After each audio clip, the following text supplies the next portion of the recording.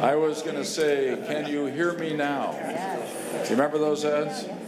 Anyway, first off, a thank you to everybody who's here today.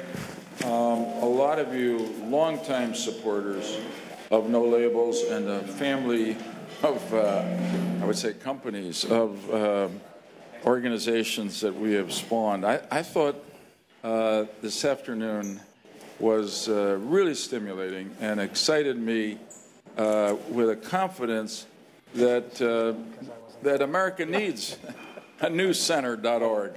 And for that, I want to thank Mark Penn, Bill Crystal, and Bill Galston, and a lot more good things will come from that. I was thinking, bottom line, as in the field of dreams, if we build it, they will come. And we are building it now. So thank you for that. Second, my role here is simply to be a transitional person. We're transitioning now from the new center.org to the Problem Solvers Caucus. And honestly, when the election last year was held, after the election, a lot of people were saying to us, or some were, it's the end for No Labels. You know, new president, Republican control of everything. Forget your ideas of bipartisanship. But here we are, about 8 months into the new administration, and I would say the focus of interest and, in a way, the locus of progress in Congress is none other than our own beloved Problem Solvers Caucus. So, I don't know. As somebody, I guess Jeff Stern said to me earlier, if you'd have told me that I would have gotten up one day last week, flipped on my iPhone, and the first picture on the New York Times site was President Trump together with Tom Reed and Josh Gottheimer, I would have told you were inhaling something. Anyway, so for all of you, I think my role now is to introduce Jim Stannard. We'll take it from here. A lot of you, including Jim, are in the world of finance. And I would say that your investment, which has been considerable in No Labels and our family of organizations, has been the very model of patient capital. And all of a sudden, one of the startups we invested in just skyrocketed in the last few weeks. So with the continued support, basically what we want to say to all of you in the Problem Solvers Caucus, we appreciate very much your courage. We know it wasn't easy. You've changed reality. We will always have your back because we know you will always have America's national interest first in your hearts. And with that, I give you Jim Stannard. Thanks. So the first thing I need to say is that dinner's going to be over. The program will be over promptly at 8 o'clock. So eat fast and talk fast, I guess, is the message. And I really appreciate Senator Lieberman's leadership over the years, and, of course, Nancy Jacobson and the rest of the key people who've made this, got this startup all of a sudden going up the vertically on the J curve. But I do want to echo the political courage that the members of the Problem Solvers Caucus have shown. And earlier this year, it was recast as Problem Solvers Caucus 2.0, and where you got cut through the hangers-on and really got people who were committed. And I think we really appreciate that. So I'd like to start introducing Representative Elizabeth Esty, Democrat from Connecticut. And Representative John Katko, Republican from New York.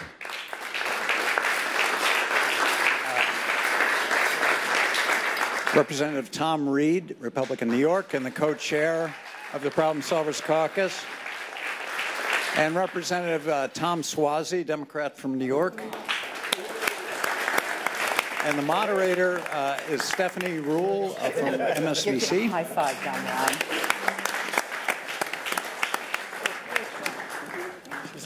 I don't think I need this. You go in the middle. No, I'll go at the end. I'm good. Do you guys have microphones on? All right. Yeah, We're all mic'd up. Hello. I'm going to leave this here. And you know, Josh Gottheimer shaming my home state of New Jersey showing up late. I mean, are you kidding me? It's called Gottheimer time. I'm used to it. We're going to save all the bad questions for him. You know what? We're going to put his chair like this. Wait for him to show up. Gottheimer is my roommate in Washington, D.C., so this is understandable. Exactly. He is a little late sometimes. All right. Thank you all. You all have, your first assignment is no talking points. So let's not get cute. We love this. I mean, Problem Solvers Caucus is a beautiful idea. Bipartisanship, so many people want it, right? Sorry, of course, that's my phone. Right? It's Josh saying he's on his way. It's Josh saying he's on his way. But I want to get realistic, because if you look at our last election, if you look at the last election in Great Britain, sort of centrist ideas don't seem to be winning. So walk us through how this group came to be, and truly how you think you're going to have an impact at a time when politics are what they are. Tom? Well, thank you, Stephanie. And thank you to each and every one of you tonight for being here with us and for being with us as we've gone through this journey. I can't tell you how important it is to know that you guys have our back. And I can't tell you the leadership that people like up here that you see in John Kakko, Elizabeth Esty, and Tom Suozzi, and my good friend Josh Gottheimer, but people like Martha McSally, Fitzpatrick from Pennsylvania. These are true patriots that are stepping forward at political peril. They are risking a lot by what they're doing. And I just got to tell you, I am awed by their commitment to the American people that they have demonstrated, like what we did on the health care bill, and the results of which you saw on some images of Josh and I over at the White House. But we wouldn't be there if we didn't have the allies that we have here in Congress. So I just applaud my colleagues on the other side of the aisle, as well as those on my side of the aisle that have stepped forward. And without your support, this doesn't happen. And I will tell you, Stephanie, as you asked the question, how is this different? I will tell you, as we heard the reports today, and I came down early because I wanted to listen to the input from the policy folks and the people across the spectrum that gave information today. It's different now because the silent majority of members want to govern. They want to deliver for the American people. These men and women up here today sacrifice day in and day out, being away from their families, traveling the country, advocating the fight, and right now we have an opportunity with us, with the president. With all due respect, I was one of the early supporters of him and kind of saw the disruptive force that he represents in Washington. And when we were in the White House and what you saw the pivot over the last couple of weeks, he is not tied by ideology. And that is something that will leash the opportunity that we see before us, because he wants to make a deal. He wants to win. And I don't care if he wins at the end of the day, because who's going to win when that occurs are you and the American people. And that's what it's all about. So I appreciate the opportunity and the opportunity. Congressman Katko, to Tom's point, you know, the images of Josh and Tom with President Trump or the deals that have been made in the past week are giving some of us confidence that the president is pivoting, or we are seeing some bipartisanship. What gives you confidence that that is actually the case? You know, just this morning, we obviously saw the president retweet a video of himself swinging a golf club, the golf ball, hitting Hillary Clinton in the back as she falls face first onto an airplane. So as much as we love looking at these images, why are we to believe they're going to be reflected in lawmaking? Well, I think first and foremost, I think what Tom said is right. Above anything else, he wants to get a deal, right? And I can tell you, since I came to Congress in 2014, I have one of the most difficult districts in Congress. I have probably one of the most democratic districts that a Republican holds. So I'm aware of that every day. But to see what the perceptible change that's been happening over the last several months, it seems to be starting to gain steam. And that is, I've heard it time and time again at home, and that is, people are craving for bipartisanship. People are craving to get things done. They've been sick and tired of the stratification in Congress of the far left and the far right dominating both the dialogue and dominating the results. So I think the health care failure, if you will, in the Senate has kind of brought all that to light, because most people just want to see us get something fixed, fix the problem, get it done. And what gives me hope is I think there's finally an appetite to do that. And I also think that within the White House, the president himself has appointed a very strong cabinet overall, I think. And they're very visible and engaged in Capitol Hill. But I think his biggest struggle was the multiple factions that were within the White House, all of which had access to him.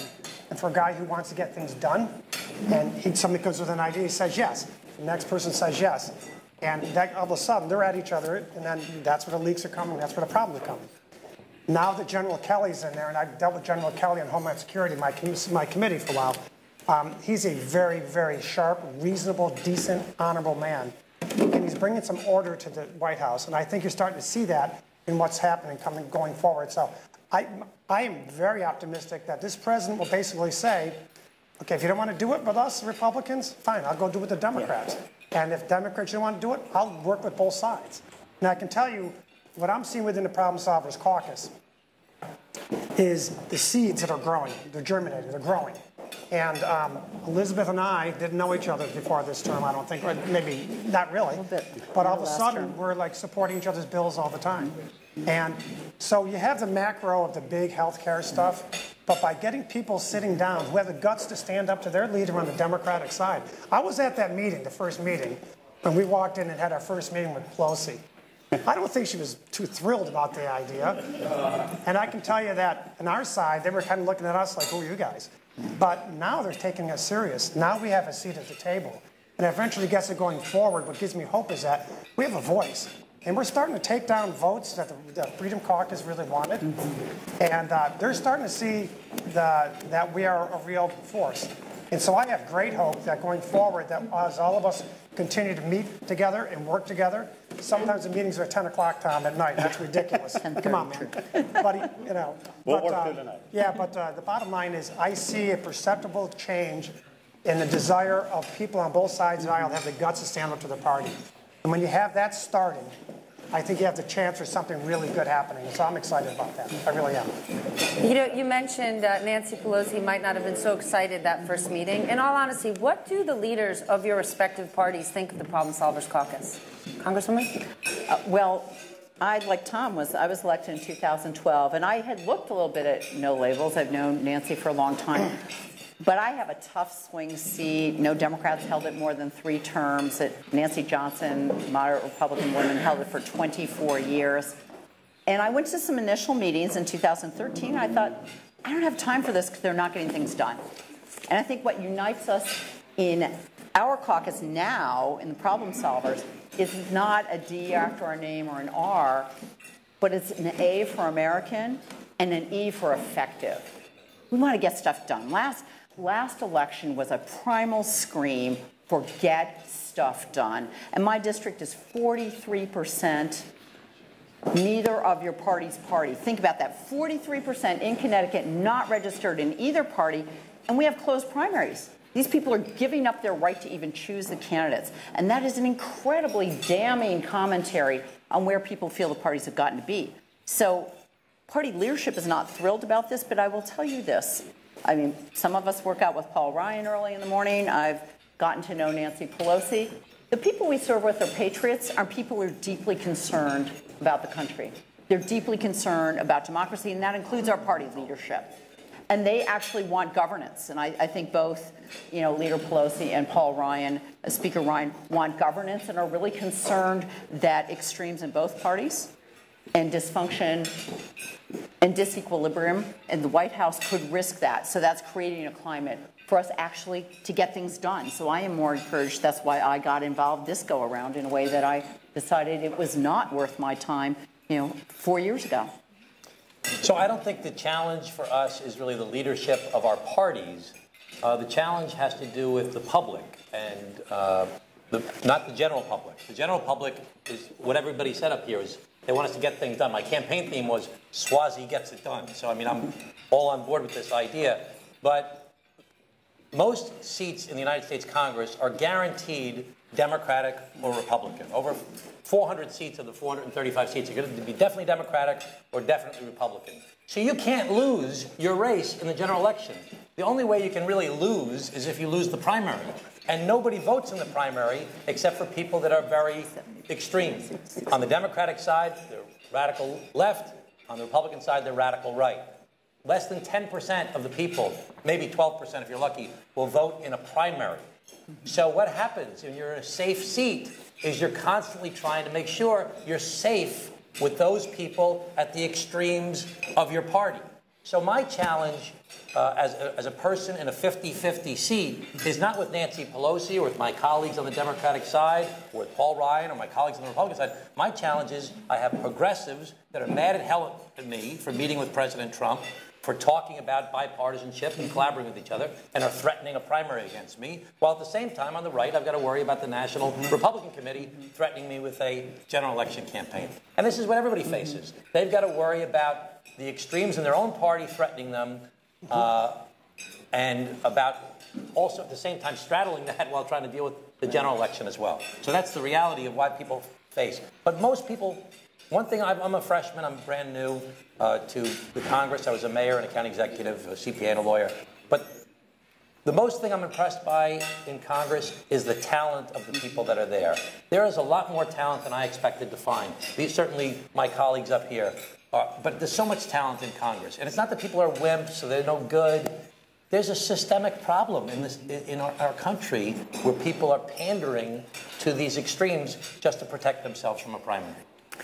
Congressman Reed, as you said earlier, you sort of were on the Trump train from the beginning. Do you agree with Congressman Katko's argument that General Kelly now being chief of staff is a net positive in terms of bipartisanship? Because if you were supporting President Trump from the beginning, President Trump from the beginning was flanked by Steve Bannon. Yeah, no, I appreciate that. And I do appreciate John Kelly being in the chief of staff role. And I think he's bringing that discipline that maybe the White House has transitioned into this administration that we saw just as any administration, getting its legs under themselves and getting in a position to govern. And John Kelly, I think, has brought that military type of discipline to the office. But I will note, even though I was one of the early ones to endorse Donald Trump, the beauty of the Problem Solvers Caucus that, to me, it represents, we're all proud conservatives, we're all proud Republicans, proud Democrats, proud progressives, if you want to put that label on each other. We advocate for our philosophy, but what you're seeing happen that I'm so proud of in this caucus is we have created a culture where we can trust each other, that we can have a conversation that doesn't leak, that doesn't get out there, that doesn't get out to the press, that pits us apart against each other. And I will tell you, we're working on that. Don't worry. As you got the camera live it's just right a matter of time. You just started, really. But I will tell you, it's not that we give up our ideology or anything of that nature. We bring passion to the table on what we believe is the right way to govern. And I find that in most members of Congress, that they're good patriots. They have a different philosophy on how to solve problems. But what our difference is we sincerely are willing to take on the heat for when we say, you know what, those folks on the other side, they got a good idea. Or they got a good way of looking at this. Let's solve that problem together. So, you know, I understand Steve Bannon. I understand John Kelly. But at the end of the day, all I can control is what I do, day in and day out. And being associated and surrounded by folks like this, I think is the only path forward for us to solve America's problems. President Trump cutting a deal with Nancy Pelosi and Chuck Schumer. Is it a one-off, or is that going to be the path forward? It remains to be seen. Okay, I mean, the president will get impatient with people if they can't get things done, and that's not necessarily a bad thing. But I think in the end, by him reaching out and the Democrats reaching out to him, that's generally a good thing. During the campaign, I decided not to vote for President Trump, and I wrote in Nikki Haley's name, and turned out it wasn't such a bad choice. She's doing a pretty good job. Yeah. She appeared before my committee. But the bottom line is I want this president to be as successful as any president in the history of our country. And quite frankly, I want President Obama to be successful, too, because when they're successful, we all benefit. So I think moving forward, I just hope that, that the jockeying and the stratification of the left and the right is broken through by people like us. And if we do that, it'll be a little bit easier for the leaders of both parties to go and talk to him. And I think about this in 1980. And I just ask you to do a little bit of homework when you get home tonight. Look up the debate between George Bush and Ronald Reagan in 1980 on immigration. Just Google it on YouTube. Ronald Reagan, the conservative bastion of our party, the icon, right, was talking about amnesty, and he was talking about compassion in the context of immigration. How far have we come from that, right?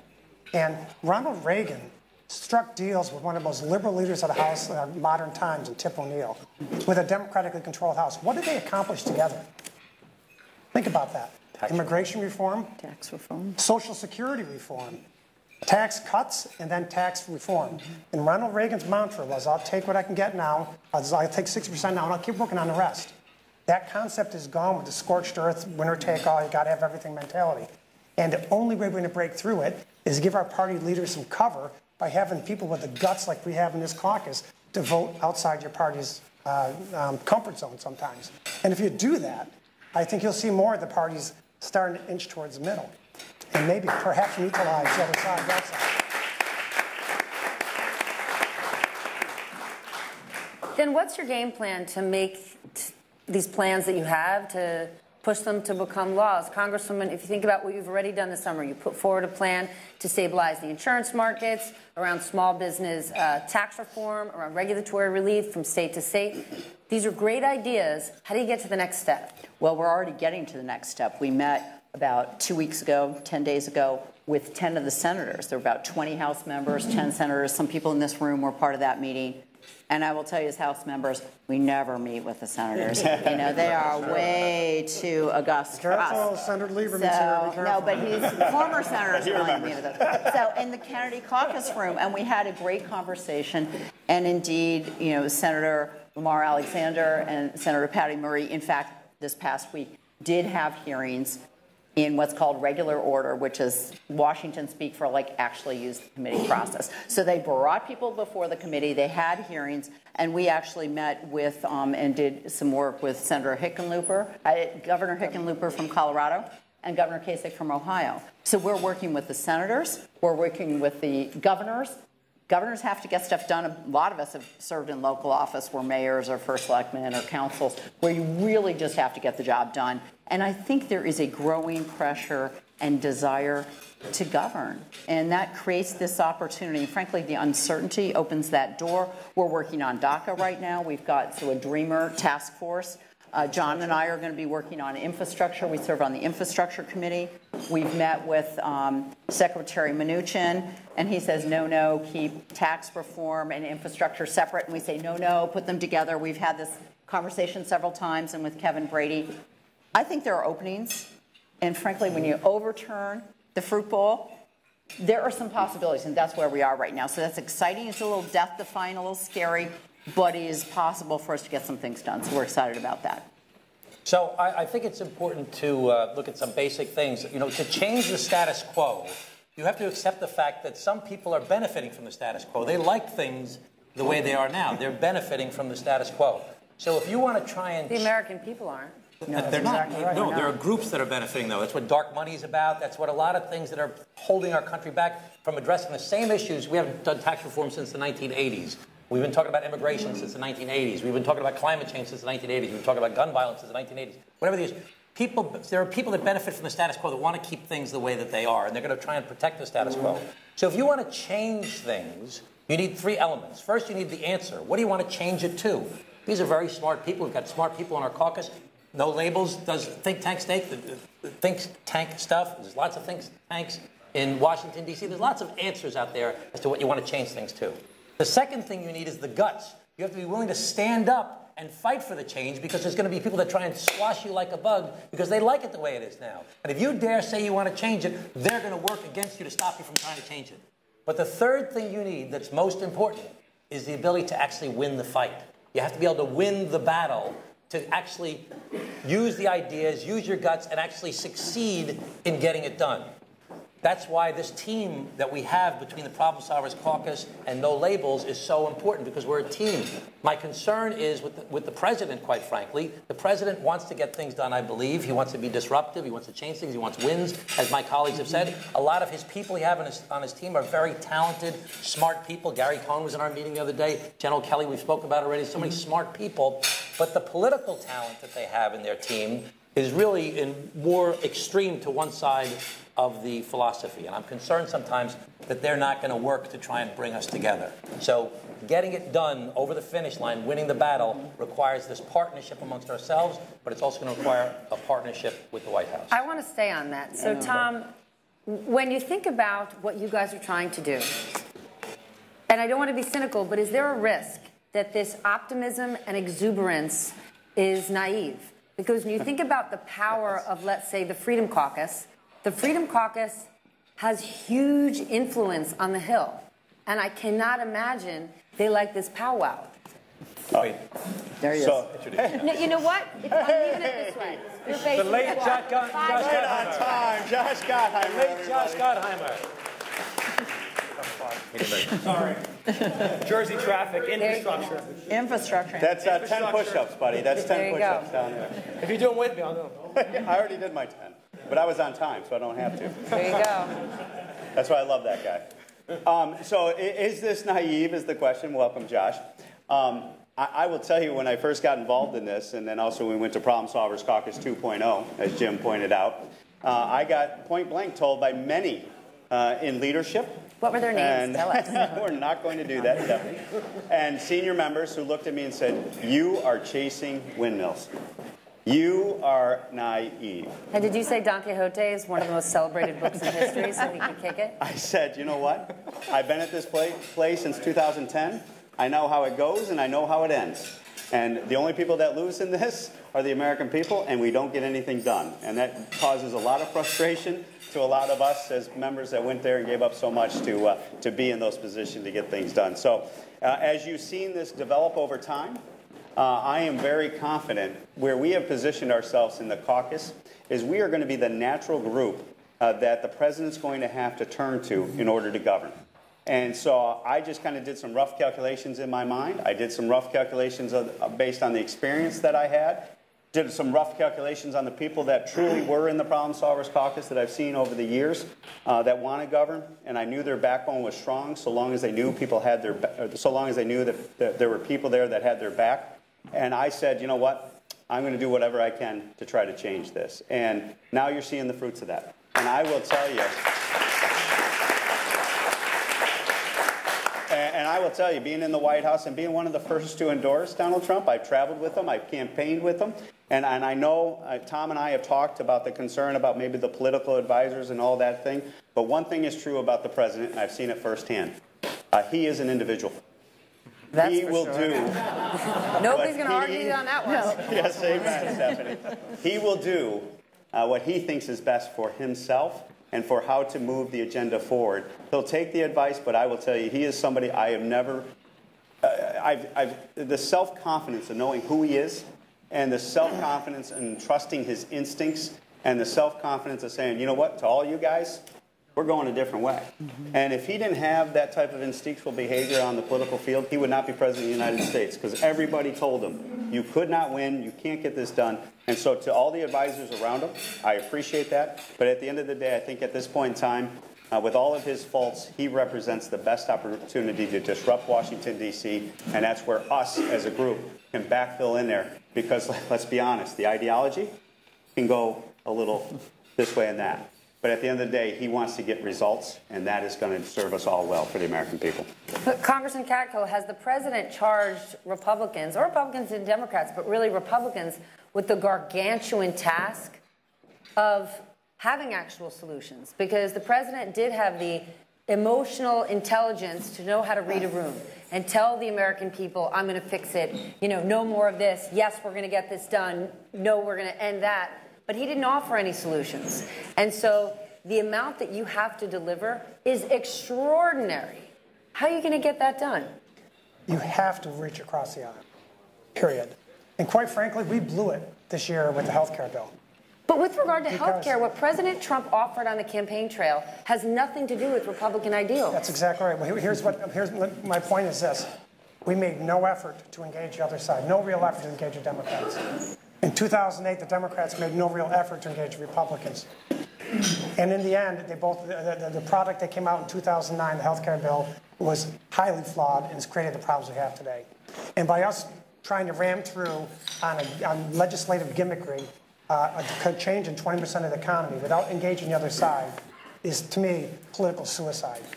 And we blew it in Congress, in my opinion. I didn't vote for the bill. And you wouldn't believe the hell I caught back home. And I just thank God for single malt scotch because it got me through it. It still does. But the bottom line is, perhaps was where I came from. I was a 20-year federal organized crime prosecutor. And the threats of my life and the threats of my family's life, based on people I prosecuted all over the world, are pretty serious. So I'm not afraid to get out there and stand. But I'm starting to learn that my colleagues are starting to show the same appetite. I had 15 bills pass Congress the first term, and 8 of them were signed along by a Democratic president. No, that's not, I'm not trying to toot my own horn. I'm trying to talk about a strategy. The very first person on every single bill that I got introduced was a Democrat. And it was borderline heresy to do that. But now Elizabeth Estes is always saying yes to me. I'm always saying yes to her bills. We help each other out. But the bottom line is, that's a very small example of what we can do if we have the mentality of trying to work with the other side. And the more you start opening those cracks of cooperation, the more we might get back to a time where Tip O'Neill and Ronald Reagan were getting colossal things done. Could imagine this Congress, if we got one of those things done, that they got multiple done in the 80s, where we would be as a Congress and a nation.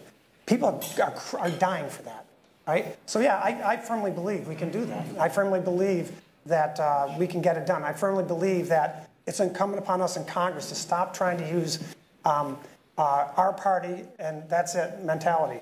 We should engage the other side. We should sit down. And when they say no, try again. When they say no, try again. And don't stop asking. It's like my teenage kids when they want to take the car.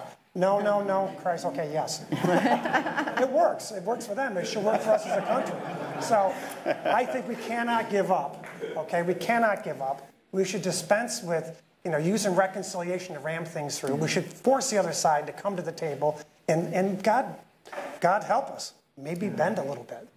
Maybe include some of the things that they want. And you know what? And then in the end, you're going to get progress. If we don't do that, if we keep going winner takes all, our way or the highway, the Democrats are no offense because that's what they did when they were in Congress. And in 2010, they got 80 people swept out of office.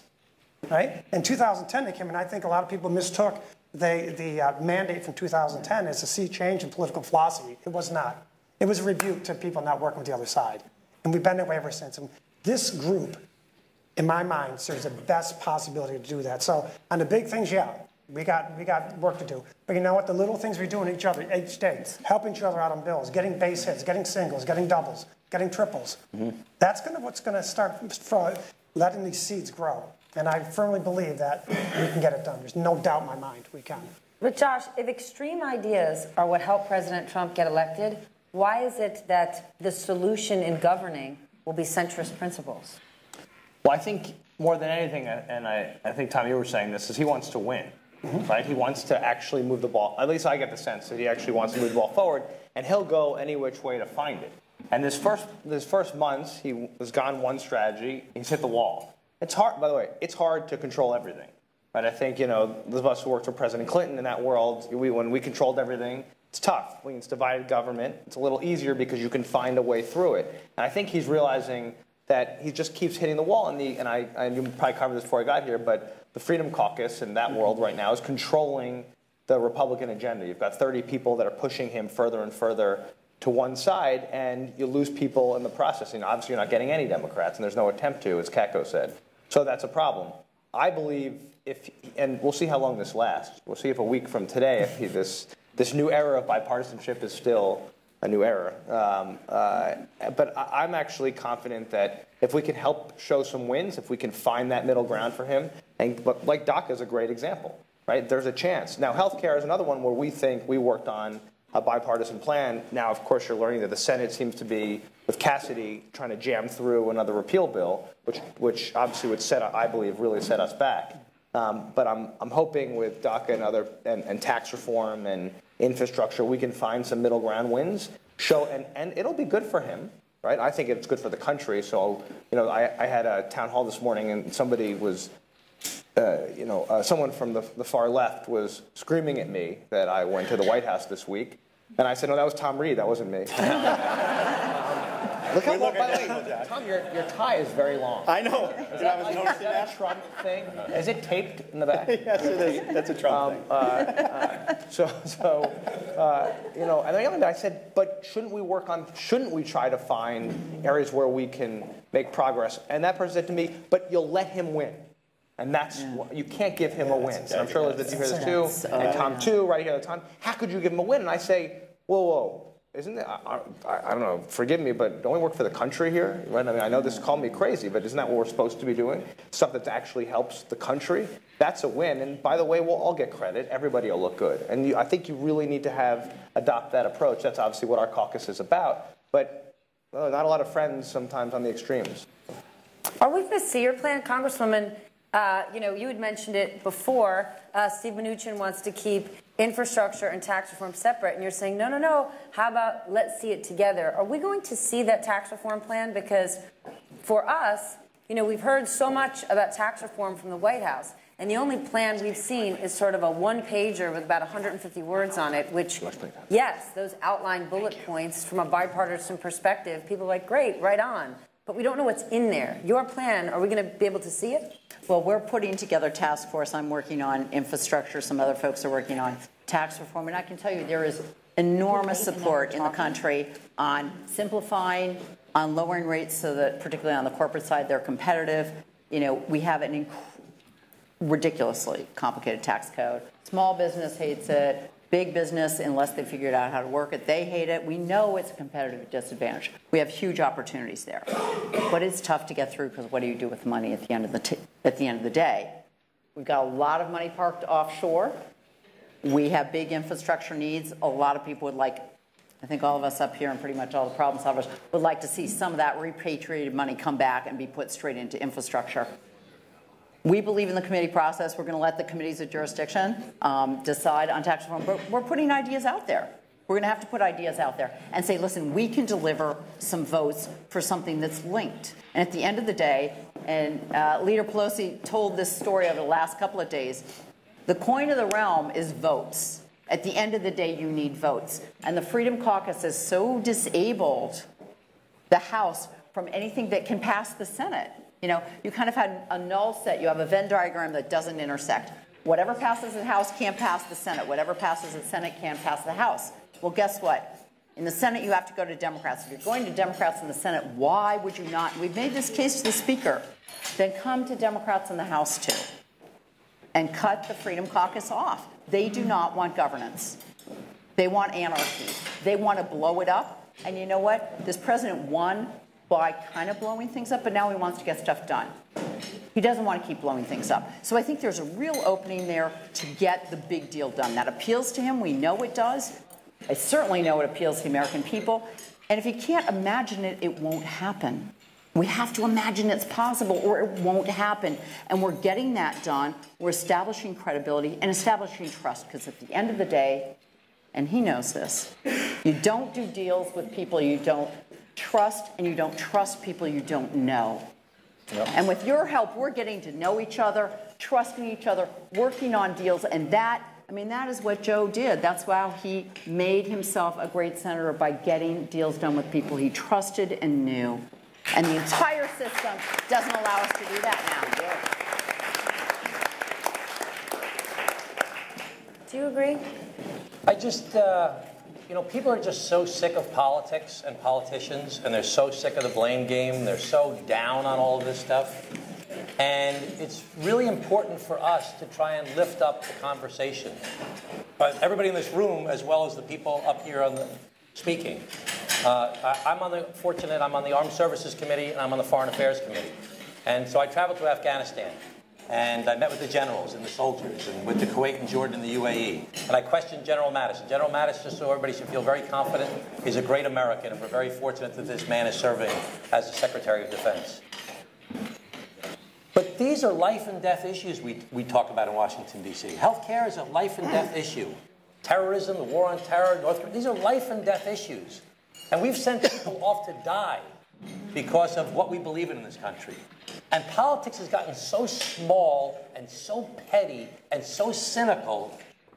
And it's really our obligation to be a little naive and nerdy and Pollyannish about this and lift up the conversation about how serious this business is and how it really matters in people's lives.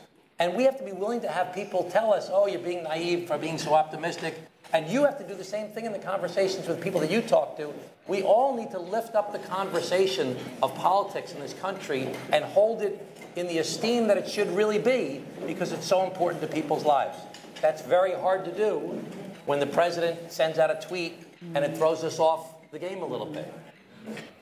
But we still have that obligation to do it and have to be willing to suffer the criticism or the mocking that we'll get for doing that. But all of us need to do that more often. Can I pick up on something that Elizabeth said, I think, and that Tom said, if you don't mind? I think Elizabeth's spot on about something. You know, the problem is the institution is not built for us all to spend time together. And I'm new, so is Tom. He's my roommate, by the way. I don't know if you're sure. But it used to be. People used to move to Washington, move their families there, and spent real time together. You don't spend time together. I mean, this is sort of it's a core right. It's a core problem. You see each other during your orientation, and then you go to your respective caucuses. There's a Democratic caucus, a Republican caucus. I'm sure you all watch on TV, the House floor. We can go and we can sit wherever we want. In fact, this group here tends to wander around the floor a lot. And we'll go to the Democrats go on one side, the Republicans tend to go on the other side. Although you can go anywhere you want. There's no assigned seats, unlike the Senate. And people, but they go to their corners. And most of our colleagues don't ever actually go to the other side, which means you develop no relationships. And the trust thing is very, very important, because how do you, to Elizabeth's point, and Tom's point, how do you actually do business with anybody like you all do unless you develop a relationship and you trust them? It's impossible. We have this, I don't know if you talked about the bylaw, that you can't campaign. So this is a very important thing that we all passed. We said, and this is part of our caucus this year, we cannot campaign or write a check against anybody else in the caucus. Say that again? You can't campaign or write a check against anybody else in the caucus. Now, that's a big deal. Because it's just what we're used to doing. I mean, you go into these other districts, and especially a lot of us are in the top targeted seats in the country, meaning they really want to kill us, right? I think I'm like the #1 target on the list, the NRCC. Tom put me there. So I work on it every day. So keep in mind, for Tom Reed or CATCO to commit to the fact that they're not going to come in my district and campaign against me or help the people who are going to run against me is a very, very significant commitment on their part, and they get grief from their leadership about it. I know they do, right? I know they do, because I get grief. I've helped. I've done TV with people who are on the list, on our list. Right? And I get a call 5 minutes after. It's like they're like watching 5 minutes after. What are you doing on television making that other person look good? Why would you do TV with that person? Why are you introducing a bill with that person? You're not. Why are you making that person? And what's your answer? That's not my problem. I'm governing. That's my answer. I'm sorry. I'm here to govern. I actually get offended that they're even calling me and asking me, what am I doing? I'm doing my job. I'm governing the American people. And I thought that's why I'm here. Right? That's sort of the answer. Obviously, without you giving any names, in all honesty, how much pressure are you under? The Freedom Caucus, what are they saying to you about this? Not for family audience. Joe, you want to take the time?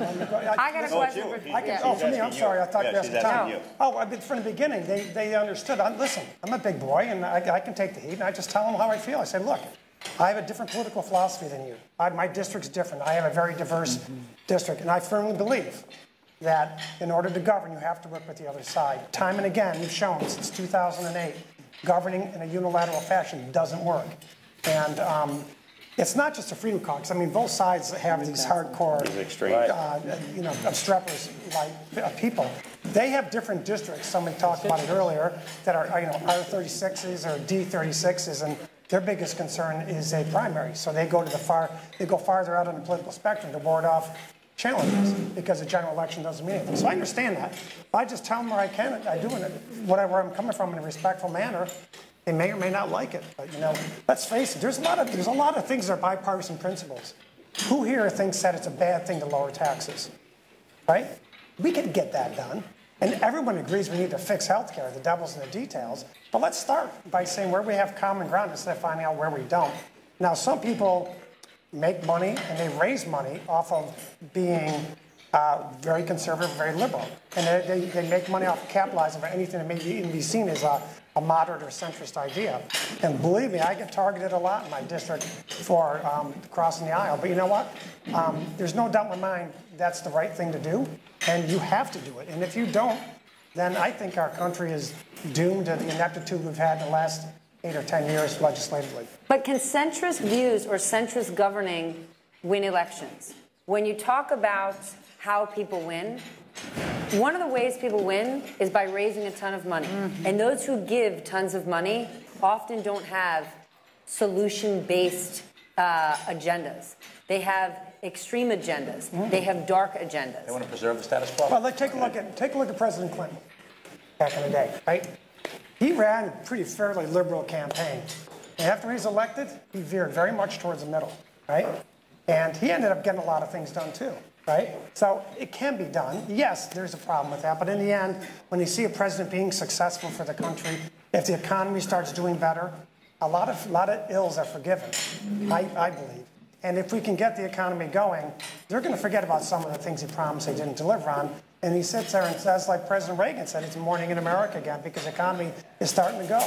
So that's what people, I mean, we get so stuck in minutia of issues that we don't really take a step back. What do we really want at the end of the day?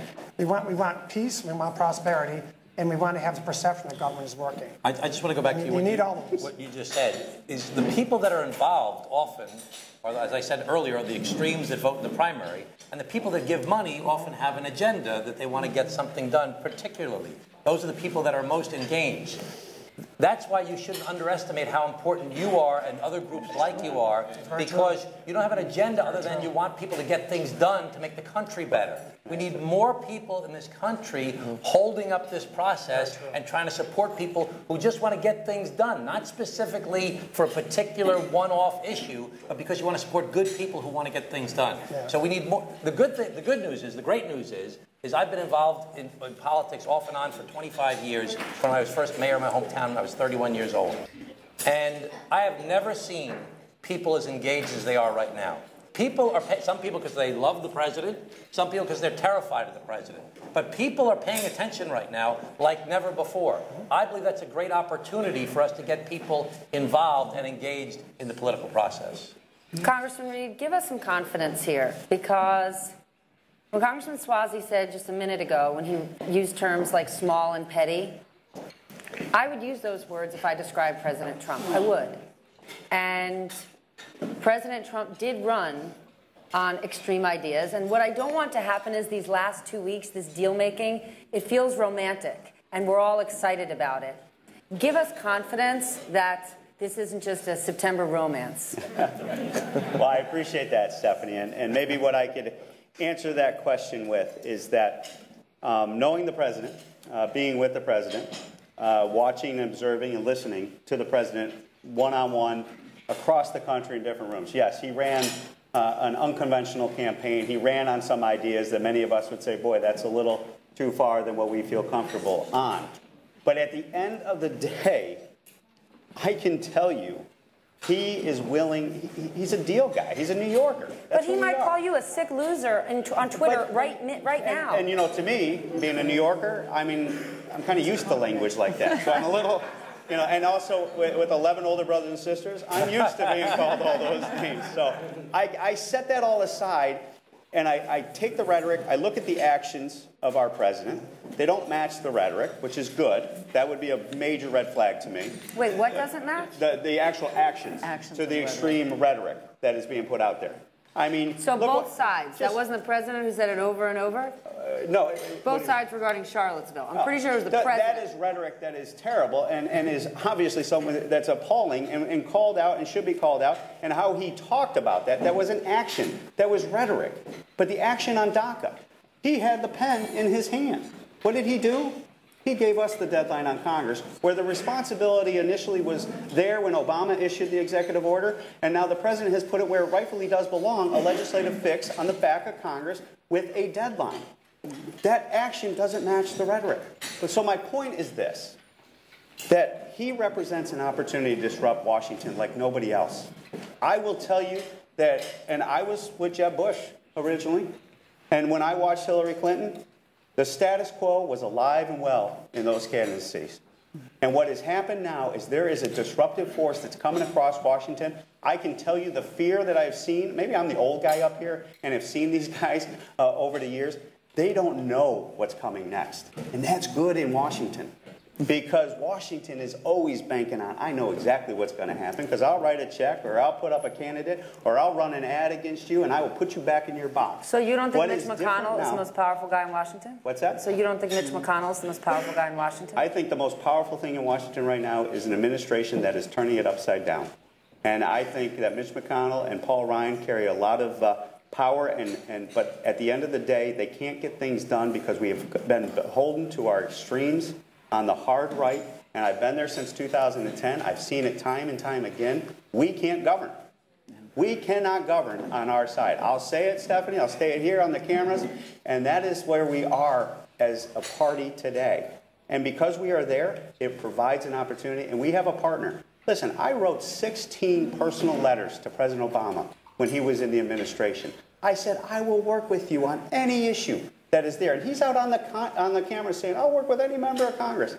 Guess how many responses I got? Not even from one of his assistants to tell you, well, thank you for being a good citizen, and we'll take that under consideration. Not one response.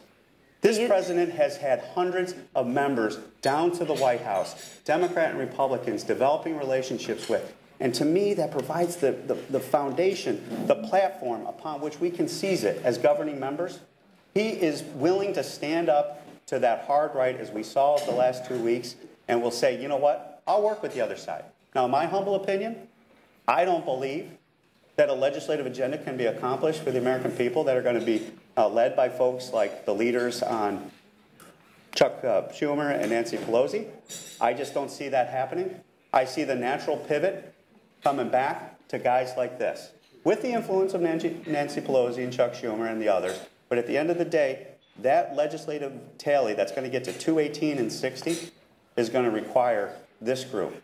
And this group doesn't exist. And I got to stress this back to the point of what's different and what gives this optimism and hope is without you, without your support, and when I mean that, I mean financial, your influencers, your circle of friends standing with us and spreading that word. This doesn't exist. This will be killed. And you need to stand with these guys. You need to stand with them through and through. And you know, when you get challenged by the folks that you're close to on the extremes on both sides, because there's people in this room that are close to them, you need to say to them too, no, we're not going to be part of that. We're not going to continue that effort. And you're going to have to send the message to them, just as we are sending to them. We need a different way to break this gridlock, because being beholden by these things. All right, before we go, quickly, just right down the line. Who's a bigger obstacle for you, Republicans or the far left of your party? Right now, and remember, you two both fail at the speed round every time you come on TV. Yankees. So make it Yankees. tight. Make it tight. Far left. Far left. Yeah. Far left. Far right. Far right.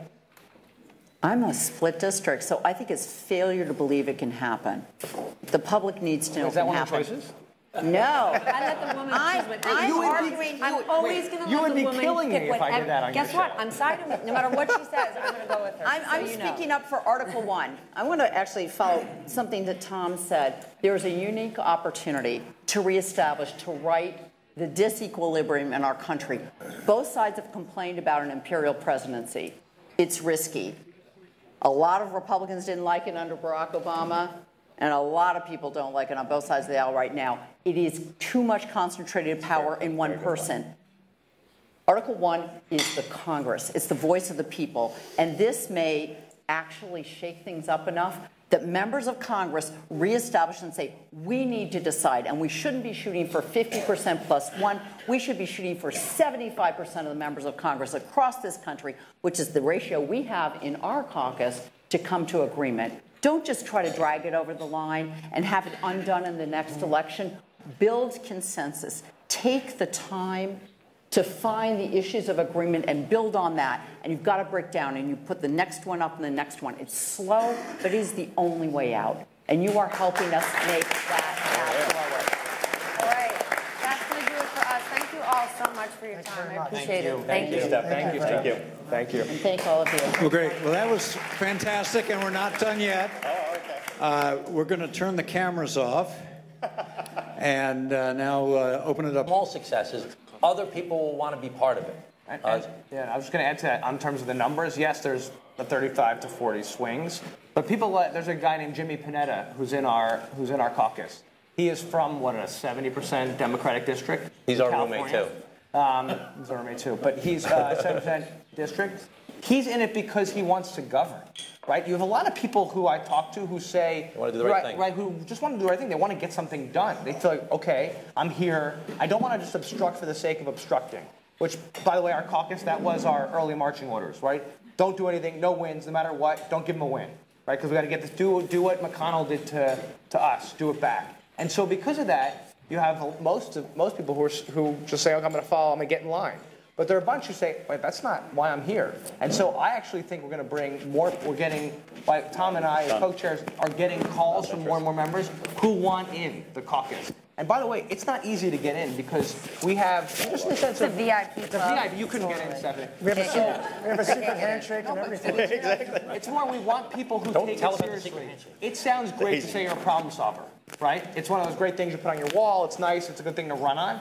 But if you're not actually willing to make the commitment, what it takes, 75% you're going to vote. You're going to vote with the caucus. You're going to pay your dues. You're going to agree not to campaign these different obligations, and you're going to show up. A lot of members, I know Tom and I talk about this, when they find out actually what's involved, say, "Oh, I'm not really interested. No thanks. I didn't realize that it was something." Tell us their names. But there are some progressive and there are some conservative members of Congress that have joined the Problem Solvers Caucus because they want to do the right thing. Yeah. Jeff, I got to tell you, being one from 2010 going forward, 89 Republicans that came to Washington really changed the way the things are operating. The fact that they're seeing the success that we're demonstrating, their silent majority, they're just they're afraid. It's different. It's disruptive. And the silent majority, I think it's there. They come up to us all the time like, oh my God, I thought this was never going to go anywhere. That's what I want to do. Right. And they're coming up and they're saying, and so the more success that we can generate, it's going to bring more. That's what the people want. Yeah, that's what I meant when I said at the beginning, I said there's a perceptible change in the mood. It's just exactly what they're talking about. People are starting to say, they're starting to see all of us taking stands, and they want to get on the train a little bit. They're kind of looking at it like, should I or shouldn't I, kind of thinking about it. But the thought process is starting to turn. It wasn't there when I came in 2014. It's definitely changing now.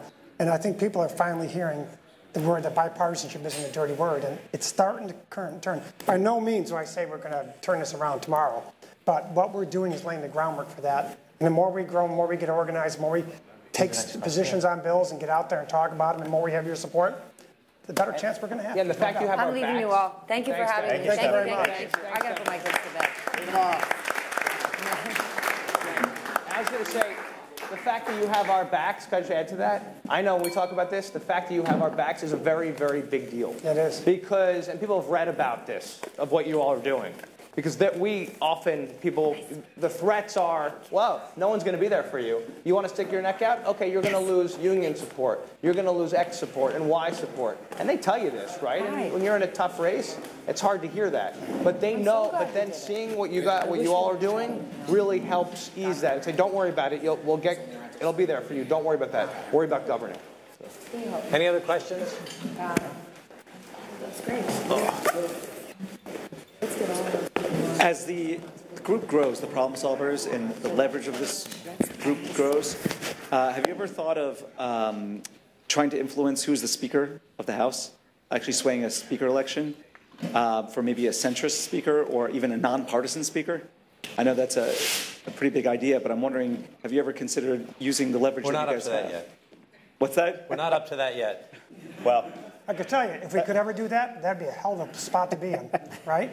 But, we're not there yet. there's, much farther away from Yeah, that. and let's be honest. I mean, Paul Ryan is probably one of the most respected members, and I came out of John Boehner. He was 1 of 12. I'm 1 of 12, personal friend, and I think history is going to judge him much better than most. But Paul Ryan is one of those members that serves in that position that gets a lot of cross-party credibility just because of the nature of how he is and they're going forward. So I don't think any of us, and that's the difference of us too. I want you to understand that. We don't organize to get to know. We're not organizing to take out leadership. That's not what we're about. We're just about governing and trying to get to yes. We always talk about it. We want to get to yes. Now, and maybe we're kind of, and I haven't thought about this to tell you your question. There are guys in the Freedom Caucus that are ready to pull the trigger on Paul Ryan yesterday. We saw it with John Boehner. To explain what you mean by pull the trigger. Because any member can bring a resolution to call the chair, to call out the speaker and remove him from the office. Now, they can break Humpty Dumpty, but they can't put Humpty Dumpty back together.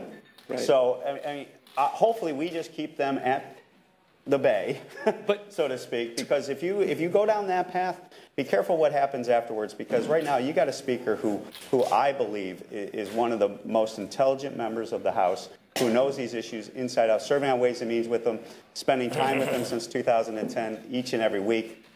He to me, is in the right place at the right time. We just got to give him the path to govern to get that taken care of. But, I actually believe that about Boehner and about Paul Ryan.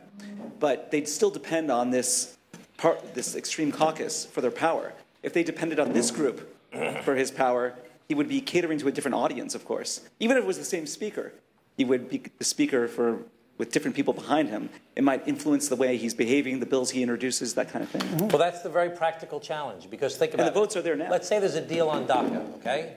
Now, DACA, most Americans are supportive of DACA. Most of the people in Congress are supportive of DACA. If Paul Ryan was to put it up, and he would pass, and then the hard right would go after him and try and pull him out.